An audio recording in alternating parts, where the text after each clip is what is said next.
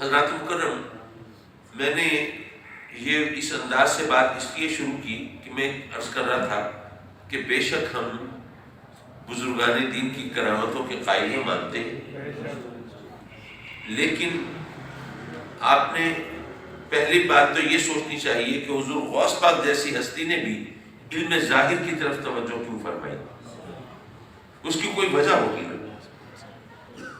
دیکھیے، میں سمجھانے کے لیے ایک مثال پیش کر دوں۔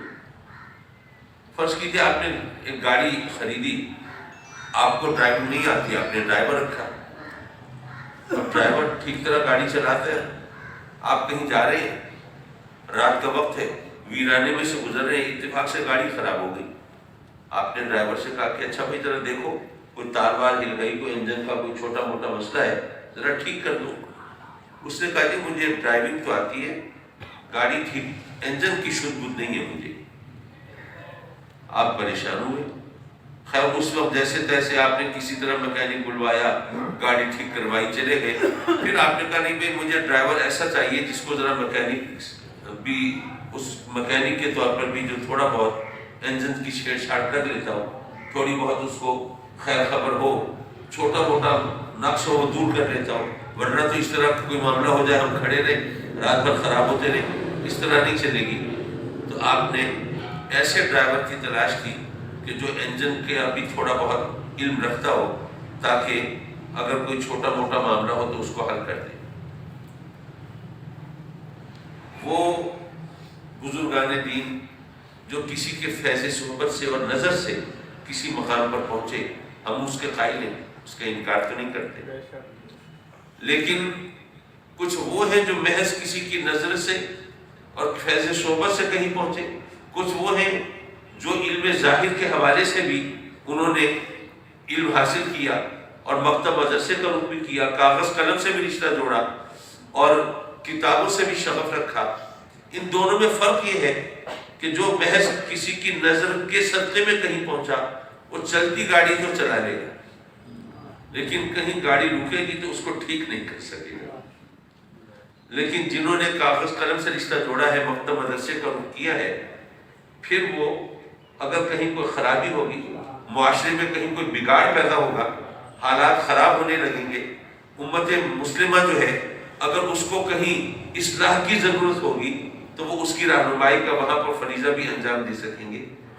تو اس لیے ان دونوں میں فرق یہ ہے، چلتی گاڑی کو چلانے والے تو وہ بھی ہیں، لیکن کہیں کوئی خرابی ہو تو اس کو ٹھیک کرنا یہ انہی کے بس کی بات ہوگی جنہوں نے مکتب مدرسے کا رخ بھی کیا ہے۔ ایک بات مزید عرض کرنا چاہوں گا، وہ بات یہ ہے کہ ہم ظاہر ہے کہ حضور غوث پاک رضی اللہ تعالیٰ عنہ کی عظمت و شان کا کوئی سنی تو ممکن نہیں ہو سکتا، لیکن آپ کو معلوم ہے کہ صحابہ کے مقابلے میں تو کوئی غوث قطب ابدال اس کو نہیں کھڑا کیا جا سکتا۔ شرف صحابیت جو ہے وہ بہت بالا تر ہے اور غیر صحابی اس کے برابر نہیں ہو سکتا۔ مجھے وہ بات یاد آئی کہ ابا جی قبلہ رحمۃ اللہ علیہ ایک جگہ خطاب فرما رہے ہیں اور فرماتے ہیں کہ اگر کوئی کروڑوں سال عبادت کرتا رہے تو کسی صحابی کے برابر نہیں ہو سکتا۔ تو کسی شخص نے کہا کہ جناب آپ کے آنے سے پہلے لوگ ہمیں بتا رہے تھے کہ ایک ایسے عالم آ رہے ہیں جو فلسفے اور منطق کے امام ہیں اور جو بات کہتے ہیں وہ عقل کے ترازو میں تول کے کہتے ہیں، لیکن آپ ایسی بات کر رہے ہیں جو عقل کے بھی خلاف ہے، شریعت کے بھی خلاف ہے۔ ابا جی قبلہ نے فرمایا ایسی کیا بات کر دی میں نے؟ کہنے لگے آپ کہتے ہیں کوئی کروڑوں سال عبادت کرتا رہے صحابی کے برابر نہیں ہو سکتا۔ بھئی عقل یہ کہتی ہے، شریعت یہ کہتی ہے، جو جتنی عبادت کرے، جتنی ریاضت کرے، جتنی محنت کرے، اس کو ویسا اجر، ویسا پھل، ویسا مقام، ویسا صلہ ملنا چاہیے، اور آپ کہتے ہیں وہ صحابی کے برابر نہیں ہو سکتا۔ کیوں نہیں ہو سکتا؟ ابا جی قبلہ نے فرمایا کہ اگر یہ ہمت ہو تو اللہ سے پوچھو کہ اس نے کروڑوں سال کی عبادت کا وہ ثواب کیوں نہیں رکھا جو اپنے محبوب کو ایک نظر دیکھنے کا رکھا۔ تو ہم جانتے ہیں کہ شرف صحابیت کیا ہے، لیکن میں چونکہ ایک مادر علمی میں بیٹھا ہوں اس لیے علماء سے درخواست کروں گا وہ ذرا توجہ فرمائیں، حدیثیں کھنگالیں، تاریخ کے اوراق پلٹیں اور کتابوں کی برگردانی کریں، اور صحابہ کرام کی تعداد تو لاکھوں تک پہنچتی ہے نا، تو ذرا تمام صحابہ کرام سے جتنی کرامتوں کا ظہور ہوا ذرا ان کی ایک فہرست تو بنائیں. میں سمجھتا ہوں اگر وہ فہرست بنائیں تو وہ شاید ایک ہاتھ کی انگلیوں پر گنی جا سکے گی. یا ساریت والجبل، دریائے نیل کے نام خط، اس طرح کے چند ایک واقعات.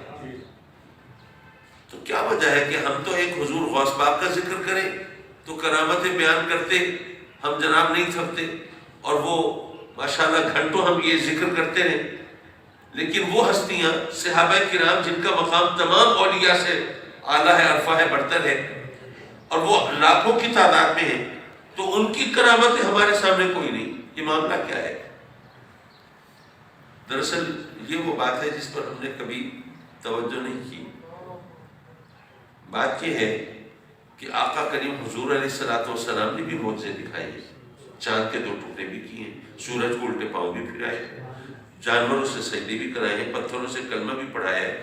لیکن یہ سارے معجزے آپ نے اپنی نبوت کی دلیل کے لیے پیش کیے، اپنی نبوت کی تصدیق کے لیے پیش کیے، اسلام کے فروغ کے لیے پیش نہیں کیے. میں یہاں پہ ایک بات کرتا چلوں، وہ ذرا شاید زیادہ وزنی محسوس ہو. وہ واقعہ آپ جانتے ہیں جب آپ طائف کی طرف تشریف لے گئے اور وہ شر پسندوں نے آپ کے پیچھے وہ لگا دیا کچھ لوگوں کو جنہوں نے آپ کو ایذا پہنچائی، تکلیف پہنچائی، سنگدنی کی، آپ لہو لہان ہوئے اور آپ کے مقدس لہو سے آپ کی نالین پاک بھر گئی. یہ سب کچھ آپ جانتے ہیں. اور یہ بھی جانتے ہیں کہ پھر پہاڑوں کے فرشتے نے آپ سے پوچھا کہ آقا اگر اجازت ہو تو آپ کے دشمنوں کو پہاڑوں میں پیس کر ہلاک کر دیا جائے.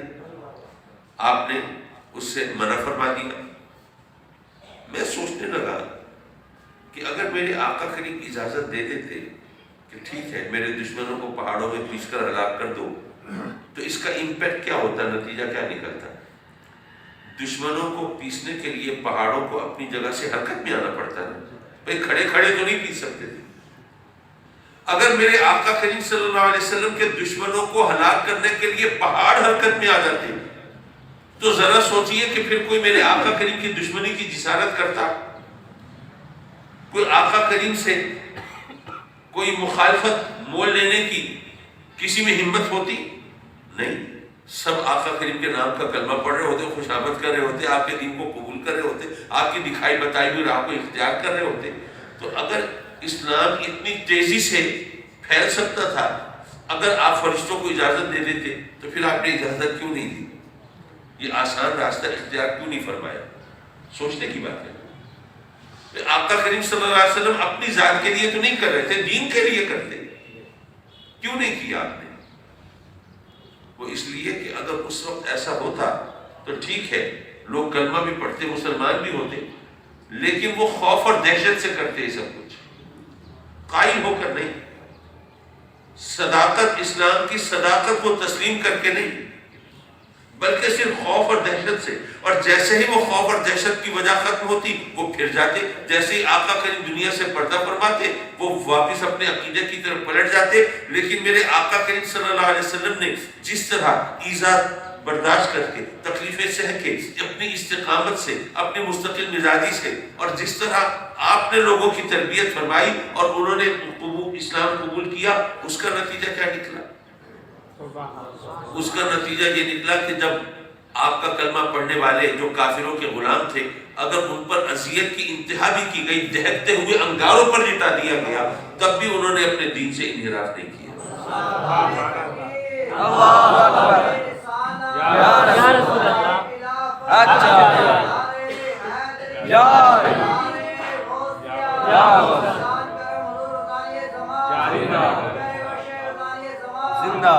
تو حضرات مکرم کہنے کا مطلب یہ تھا کہ آقا کریم حضور علیہ الصلوۃ والسلام نے جس طرح ان کو کی تربیت فرمائی، بلکہ یہ بات میں کہتا چلوں، جب شروع میں بالکل ابتدائی اسلام میں جب وہ غریب نادار لوگوں نے کلمہ پڑھا، جب کافروں کے غلاموں نے کلمہ پڑھا اور ان کو کافر اپنے واپس دین پر لانے کے لیے اس طرح ظلم و ستم کرتے رہے اور اس طرح اذیت کی انتہا پر لے جاتے رہے، صحابہ کرام نے عرض کیا آقا کریم کی بارگاہ میں، سرکار ہم تو سچے خدا کا کلمہ پڑھنے والے ہیں، آپ تو اللہ کے سچے نبی ہیں، اسلام سچا مذہب ہے، پھر ہم پر یہ سب کچھ جو ہو رہا ہے کیوں ہو رہا ہے؟ میرے آقا کریم نے کیا جواب دیا؟ فرمایا بڑی جلدی ہمت ہار دی تم نے. ورنہ اللہ کے نبیوں پر، تم تو میرے صحابی ہو نا، اللہ کے نبیوں پر اذیت کی یہ انتہا بھی آئی ہے کہ لوہے کے کنگھوں سے ان کا گوشت ان کی ہڈیوں سے اتارا گیا ہے، لیکن ان کے پائے ثبات میں لغزش نہیں آئی. انہوں نے کار نبوت سے منہ نہیں موڑا، انہوں نے مستقل مزاجی سے اپنی ڈیوٹی انجام دی ہے. تو اللہ کے نبیوں نے یہ سب کچھ سہا ہے، تو تمہیں کیا تکلیف ہے؟ صحابہ کرام استقلال کا پہاڑ بن گئے. انہوں نے وہ تمام تکلیفیں اٹھائیں. اور کیوں اٹھائیں؟ وہ اس لیے کہ اگر صحابہ کرام اس وقت اسلام کی تبلیغ کے لیے کرامتیں دکھا رہے ہوتے تو آج ہم سب بھی ہاتھ پہ ہاتھ دھرے بیٹھے کرامتوں کے انتظار میں ہوتے. قیامت تک آنے والے مسلمانوں کی تربیت کرنی تھی. میرے آقا کریم نے خود بھی دکھ سہے، تکلیفیں اٹھائی ہیں نا، ورنہ ان کو کس چیز کی کمی تھی؟ ذرا سوچئے، وہ ہستی جس کے انگلی کے اشارے سے چاند کے 2 ٹکڑے ہو جائیں، وہ بیٹھے ہوئے نارائن پاک کو مرمت فرما رہے ہیں. کیا صرف اشارہ کر کے نارائن پاک کو جوڑ نہیں سکتے تھے؟ کوئی سبق ہے نا ہمارے لیے، جو اگر چاہے تو پہاڑوں کے درمیان دشمنوں کو پیس کر ہلاک کر دیا جائے، وہ لہو لہان ہو کر بھی ان کے لیے دعائیں فرما رہے ہیں. کوئی سبق ہے نا ہمارے لیے. میرے آقا کریم صلی اللہ علیہ وسلم نے یہ سب کچھ اسی لیے کیا کہ اے میرے غلاموں، آج اگر میں چاہوں تو جنت کی نعمتیں میرے دسترخوان پہ رہیں، لیکن تمہیں تو فاقے بھی کرنے پڑیں گے، روکھی سوکھی پہ بھی گزارا کرنا پڑے گا. چلو میں بھی اپنے شکم مبارک پہ پتھر باندھ کے دکھا دیتا ہوں تاکہ تمہارے سامنے میری مثال ہو. میں اگر چاہوں تو احد کا پہاڑ سونے کا بن کے میرے ساتھ ساتھ چلے، لیکن تمہیں تو غربت سے پالا بھی پڑے گا نا. تو چلو میں بھی اپنی لاڈلی شہزادی کو پیوند لگی چادر میں گھر سے رخصت کر کے دکھا دیتا ہوں تاکہ تمہارے سامنے میری مثال ہو. یہ صحابہ کرام بھی وہ مثالیں پیش کر رہے ہیں تاکہ قیامت تک آنے والے مسلمانوں کے لیے راہ عمل کا تعین ہو جائے. یہ ہمیں سبق دینے کے لیے راہ عمل کے تعین کے لیے یہ سب کچھ کیا گیا. اور ورنہ جیسے آج کل ماشاءاللہ وہ سوشل میڈیا پر پوسٹیں آ رہی ہوتی ہیں، جناب امام مہدی کے ظہور کا وقت ہو گیا ہے اور جناب وہ تشریف لائیں گے تو پھر یہ ہو جائے گا اور وہ ہو جائے گا، اور دیکھتے دیکھتے کایا پلٹ جائے گی، اور جناب دنیا جو ہے وہ اسلام کے حق میں سرنگو ہو جائے گی، اور کافر جو ہے وہ ذلیل ہو جائیں گے، رسوا ہو جائیں گے، اور مسلمانوں کو فتح ہو جائے گی. تو ہم اسی طرح کرامتوں کے ظہور میں اگر بیٹھے رہیں گے تو راہ عمل سے تو ہٹ جائیں گے. تو میرے آقا کریم صلی اللہ علیہ وسلم اور صحابہ کرام نے یہ جو بھی تکلیفیں سہی، جو بھی دکھ اٹھائے، وہ اس لیے کہ ہم راہ عمل پر چلنا سیکھ سکیں اور اسلام کی سربلندی کے لیے کوشش و کاوش کر سکیں. ورنہ ہم بے عملی کی ایک مثال بن جاتے ہیں جس کی بہت سی باتیں اب بھی ہیں. اب دیکھیے، آپ نے کبھی سوچا کہ آقا کریم صلی اللہ علیہ وسلم کے حوالے سے یہ سازشیں ہوتی ہیں دنیا بھر میں، وہ کیریکیچرز، وہ کارٹون وغیرہ بنائے جاتے ہیں. دنیا میں کسی اور مقدس ہستی کے حوالے سے کسی کا رویہ ایسا ہے؟ کسی میں بھی نہیں. تو آخر نبی پاک صلی اللہ علیہ وسلم کے بارے میں ایسا کیوں کرتے ہیں لوگ، جبکہ ان کی عظمت کو تو خود دوسرے غیر مسلم بھی مانتے ہیں؟ اس کے باوجود آپ کے بارے میں یہ رویہ کیوں ہے؟ دراصل وہ ہماری جذباتیت سے وہ فائدہ اٹھانا چاہتے ہیں. دنیا کے سامنے یہ بتانا چاہتے ہیں کہ جو مسلمان ہیں یہ تباہی پھیلانے والے، یہ خون بہانے والے، یہ خون ریزی تو ان کی سنش میں ہے، ان کی فطرت میں ہے. یہ تو اپنے ملک میں تباہی لے آتے ہیں، کارٹون ہمارے ہاں بنتے ہیں، تباہی اپنے ملک میں پھیلا رہے ہوتے ہیں. یہ تو اپنے کلمہ پڑھنے والے دوسرے مسلمانوں کو رعایت دینے کے لیے تیار نہیں ہوتے، تو کہیں تم تک پہنچ گئے تو تمہارا حشر کیا کریں گے؟ تو ساری دنیا میں مسلمانوں کے خلاف ایک نفرت پیدا کرنے کا یہ ایک ذریعہ اور حربہ ہے. میں دوستوں کو ذرا مثال کے طور پر سمجھانے کے لیے ایک بات کہا کرتا ہوں کہ فرض کیجئے آپ نے کوئی مکان خریدا یا کرائے پہ لیا. آپ جب گئے تالا پول کے اندر تو آپ نے دیکھا وہاں تو کاکروچ پھر رہے ہیں، ٹڈیاں پھر رہی ہیں، جناب کھن کھجورے پھر رہے ہیں، اتنے کیڑے مکوڑے. آپ دیکھ کر پریشان ہوئے. آپ نے کہا یہ کیا ہو رہا ہے؟ آپ نے جناب اسپرے وغیرہ لیا،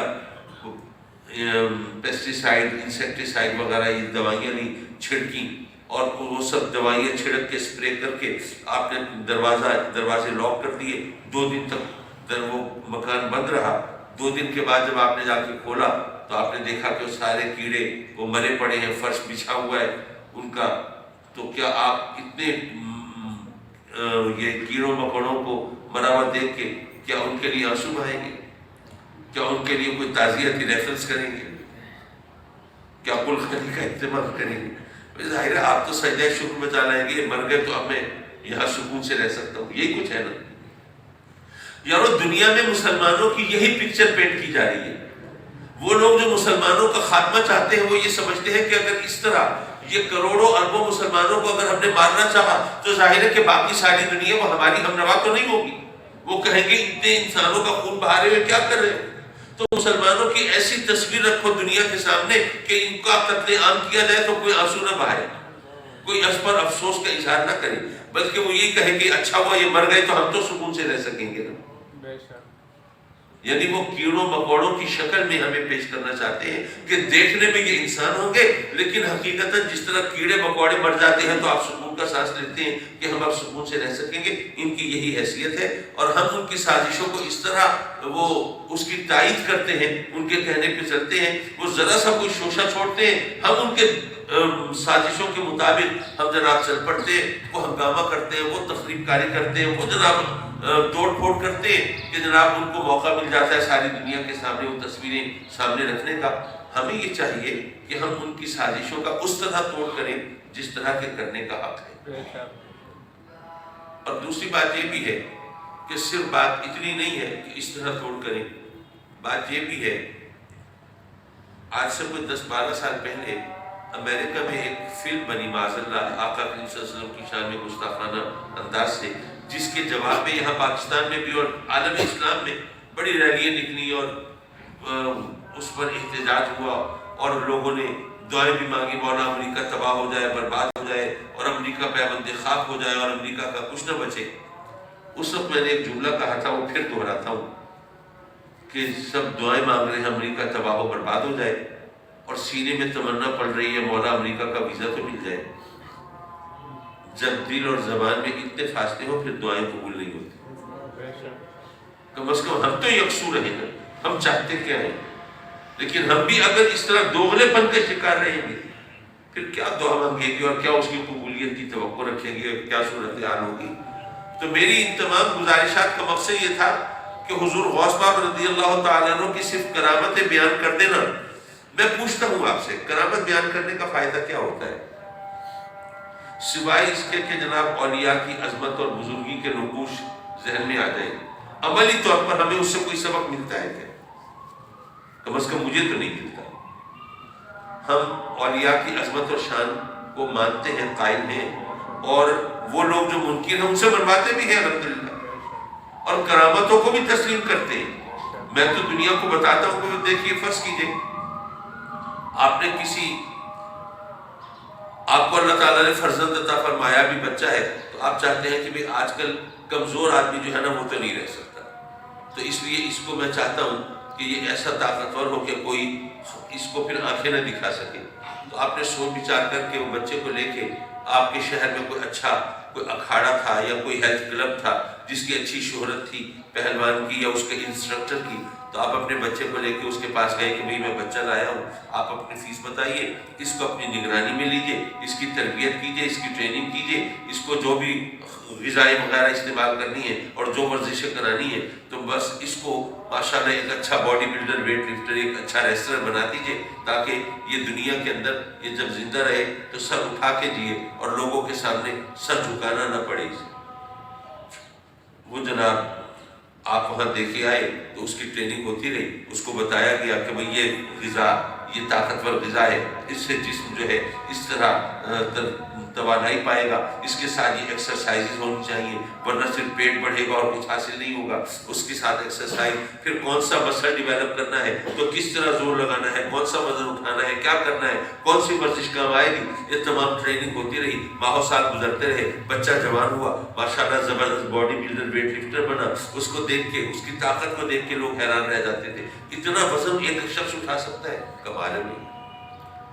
حضرات مکرم، اب انسان صرف جسم کا نام تو نہیں ہے، جسم و روح کے ملاپ سے انسان ہوتا ہے، تو اب میرا سوال سیدھا سادہ یہ ہوتا ہے کہ وہ انسان جو جسمانی غذاؤں اور جسمانی ورزشوں سے اپنے جسم کو غیر معمولی طور پر طاقتور بنا سکتا ہے، کیا وہی انسان کیا اپنی روح کو روحانی غذاؤں اور روحانی ورزشوں سے اور کسی روحانی پہلوان کی رہنمائی میں کیا اپنی روح کو زیادہ طاقتور نہیں بنا سکتا؟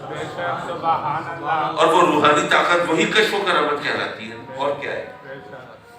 تو اس لیے ہم تو کشف و کرامت کے قائل ہیں، لیکن کشف و کرامت جو ہے وہ مطمع نظر نہیں ہے، وہ مقصود و مدعا نہیں ہے، بلکہ اصل مقصود و مدعا کیا ہے؟ وہ رب کی رضا ہے۔ مجھے وہ بس ایک بات یاد آئی، وہ بات سنا کے ایک آدھ نصیحت کر کے میں آپ کی جان چھوڑوں۔ ابا جی قبلہ رحمۃ اللہ علیہ جب جامعہ اسلامیہ بہاولپور میں شیخ الحدیث تھے تو اس وقت گڑھی اختیار خان، آپ میں سے بہت سے لوگ جانتے ہوں گے، وہاں کے سید فاروق شاہ صاحب علیہ رحمہ، ان کا بھی نام بہت سے دوستوں نے سنا ہوگا، تو وہ اس وقت طالب علم تھے، وہاں پڑھتے تھے۔ ماشاءاللہ شروع سے طالب علم کے زمانے سے بڑا ذہن رسا پایا تھا، منطقی ذہن تھا ان کا، سوچ بچار بھی اور قلم میں بھی روانی تھی ان کی۔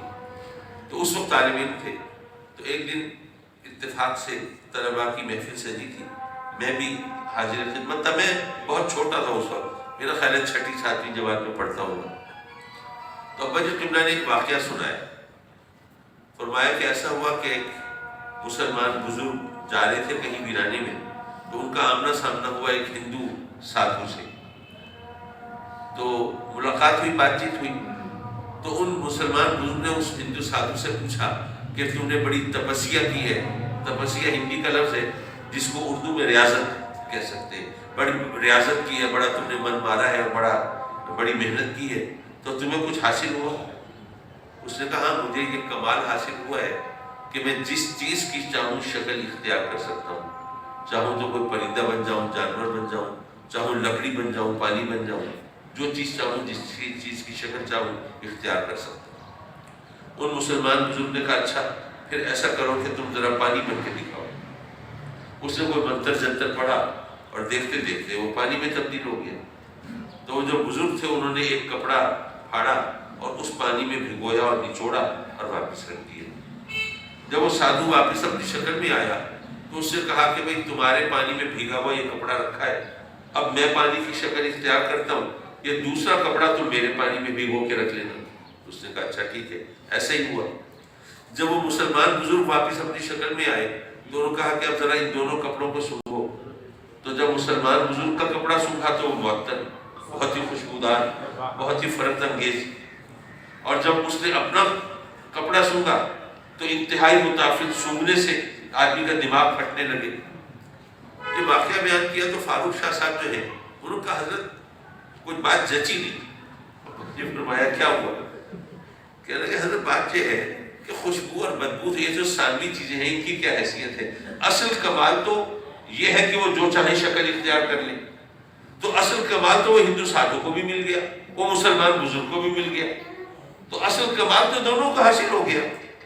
تو پھر یہ کہنا کہ جناب یہ مسلمان کا جو بزرگ کا جو کپڑا تھا وہ اتنا معطر تھا، وہ مہک رہا تھا، اس میں اتنی خوشبو تھی، بس یہ تو لفاظی ہے، تو باتیں ہیں، ان کی کیا حیثیت ہے، اصل کمال تو دونوں کو مل گیا۔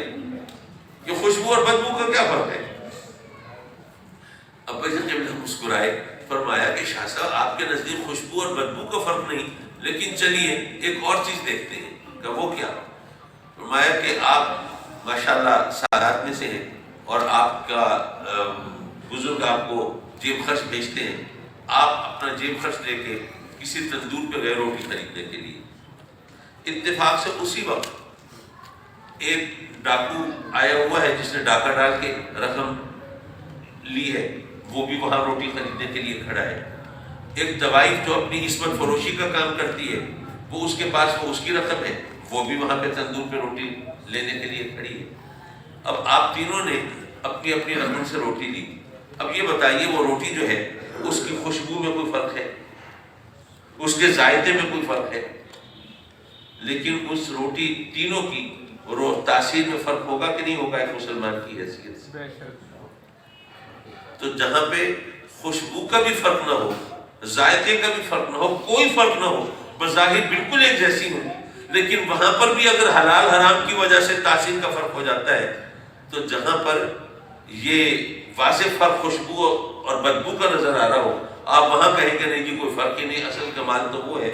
تو اصل کمال جو ہے وہ آپ کے نزدیک سے کمال ہوگا، لیکن جو اللہ والے ہوتے ہیں ان کے لیے کشف و کرامت کوئی کمال کی چیز ہوتی ہی نہیں ہے.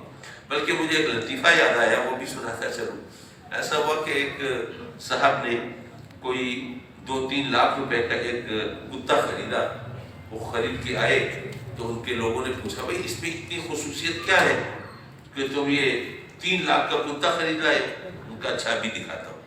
سامنے وہ کوئی سوئمنگ پول وغیرہ تیرنے کا تالاب تھا تو وہ اس میں پانی بھرا ہوا تھا.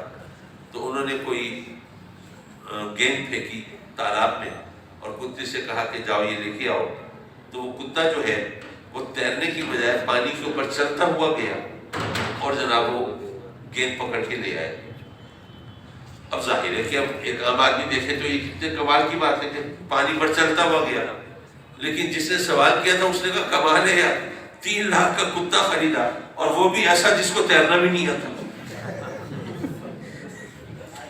تو اب یہ تو کوئی بھی بات ہو اس کا نتیجہ کوئی اپنی مرضی سے جیسے چاہے نکال لے، یہ تو اس کی مرضی کی بات ہوتی ہے. لیکن جو اللہ والے ہوتے ہیں ان کے لیے کشف اور کرامت کی کوئی ایسی حیثیت نہیں ہوتی. ان کے نزدیک تو در حقیقت اللہ کی رضا کی حیثیت ہے.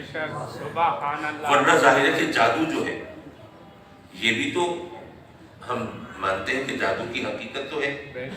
تو پھر جادو کے ماننے والے پھر ان کے نزدیک وہ کرامت اور کشف جو ہے اور پھر جادو پھر اس سے مماثلت تو ہو گئی. اور یہاں پر ایک بات میرے ذہن میں آئی، چلیے وہ بھی کہتا چلوں. میں بڑا حیران تھا، پریشان تھا کہ آقا کریم حضور علیہ الصلوۃ والسلام نے جب معجزے دکھائے تو کافروں نے جو انکار کیا وہ کیسے انکار کیا؟ بظاہر تو سمجھ نہیں آتی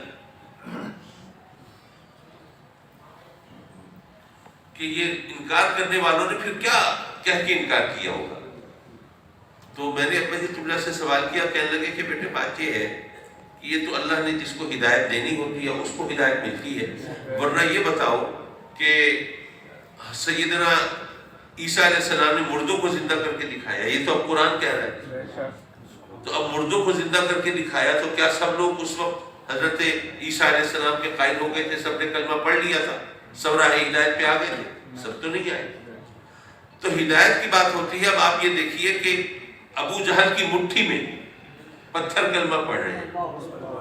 ابو جہل کی مٹھی میں جیتا جاگتا انسان ہے، اپنے قبیلے کا سردار ہے، بڑا نامور شخص ہے، اس کی جناب عقل و دانش کے چرچے ہوتے ہیں، لیکن وہ جیتا جاگتا انسان اس کی مٹھی میں پتھر کلمے پڑھ رہے ہیں، لیکن ابو جہل کو کلمہ نصیب نہیں ہوتا.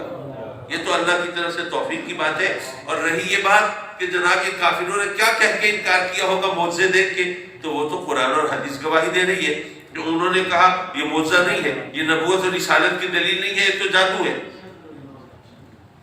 اور پھر اس پر میں نے ایک نتیجہ نکالا، وہ یہ کہ اگر کوئی میرے آقا کریم صلی اللہ علیہ وسلم کی عظمت کا انکار کرے تو وہ انکار جو ہے وہ بھی میرے آقا کی عظمت کی دلیل بن جاتا ہے.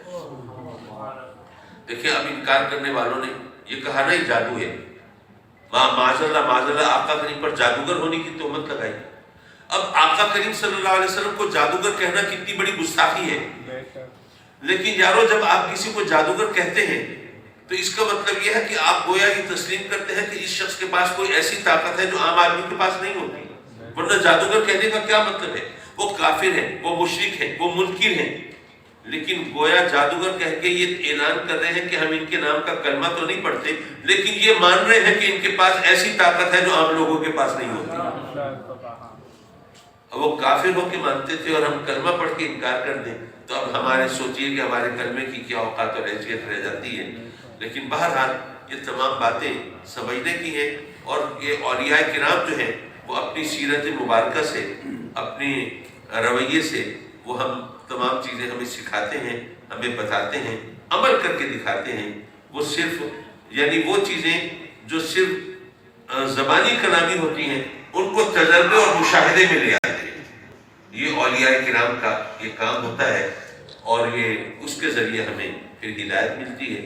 تو میں انہی الفاظ کے ساتھ پھر اب سے رخصت چاہوں کہ رب کائنات اپنے کرم سے ہمیں ہدایت عطا فرمائے، اور یہ تمام چیزیں جو ہیں ان کا ہمیں صحیح نتیجہ اخذ کرنے کی توفیق عطا فرمائے، تاکہ ہم صراط مستقیم پر رہیں اور بھٹکنے سے محفوظ رہیں۔ وآخر دعوانا ان الحمدللہ۔ سبحان اللہ۔ اللهم صل على سيدنا ومولانا محمد وعلى آل سيدنا ومولانا محمد وبارك وسلم عليه۔ ربنا آتنا في الدنيا حسنة وفي الآخرة حسنة وقنا عذاب النار۔ میرے مولا اس مبارک نورانی محفل میں حاضری کو مقبول و منظور فرما، اس ادارے کو دن دگنی رات چوگنی ترقی عطا فرما، اور اہل سنت کا عظیم مرکز اور قلعہ بنا، اور اپنے کرم سے اس ادارے کے ذریعے اس علاقے میں میرے مولا ہمارے عقیدے کو فروغ عطا فرما، اور اپنے کرم سے اپنے حبیب کے صدقے میں یہاں پڑھنے والے بچوں کو، پڑھانے والے اساتذہ کو، اور اس ادارے کی سرپرستی کرنے والے احباب کو دین و دنیا میں سرخروئی نصیب فرما، عزت و وقار عطا فرما، اور میرے مولا دین و دنیا کی نعمتیں عطا فرما۔ آمین آمین آمین یا رب العالمین۔ وصلی اللہ تعالی علی خیر خلقہ